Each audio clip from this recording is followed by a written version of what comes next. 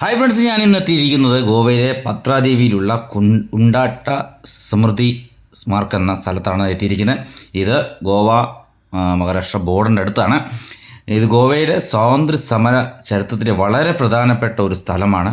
ഈ ഒരു സ്ഥലം പോർച്ചുഗീസ് ഭരണത്തിൽ നിന്നും ഗോവയെ മോചിപ്പിക്കാൻ പോരാടുകയും ജീവൻ ത്യജിക്കുകയും ചെയ്ത രക്തസാക്ഷിയെ ഓർമ്മിക്കാനാണ് ഈ ഒരു സ്മാരകം പണിഞ്ഞിരിക്കുന്നത്.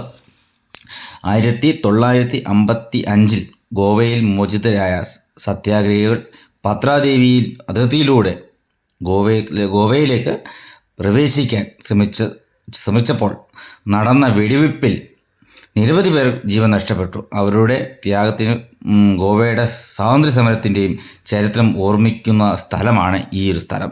അപ്പം അത്ര മനോഹരമായാണ് അവരത് ഡെക്കറേഷൻ എല്ലാം ചെയ്തു വെച്ചിരിക്കുന്നത്.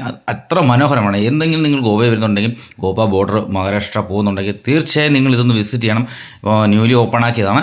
അപ്പോൾ നിങ്ങൾ ജസ്റ്റ് ഇത് കാണാൻ അത്ര മനോഹരമാണ്. അന്നത്തെ സമയത്ത് ഈ സമരങ്ങളിൽ പങ്കെടുത്ത എല്ലാവരുടെയും ഫോട്ടോകൾ അവിടെ ഇതിൽ ചിത്രീകരിച്ചിട്ടുണ്ട്. 1961 ഡിസംബർ 19 ഗോവയിൽ പോർച്ചുഗീസ് ഭരണത്തിൽ നിന്നും മോചിതയായി. ആ ചരിത്രത്തിലേക്ക് നമ്മളെ തിരികെ കൊണ്ടുപോകുന്ന ഒരു പ്രധാന സ്മാരകമാണ് പത്രാദേവിയിലെ ഉണ്ടാട്ട സമൃദ്ധി സ്മാർക്ക് എന്ന പേരിൽ അറിയപ്പെടുന്നത്. അത്ര മനോഹരമാണ്. നിങ്ങൾ എന്നെങ്കിലും ഇതിലെ പോകുന്നുണ്ടെങ്കിൽ തീർച്ചയായും ഇതൊന്ന് വിസിറ്റ് ചെയ്യണം. അത്ര മനോഹരമാണ്.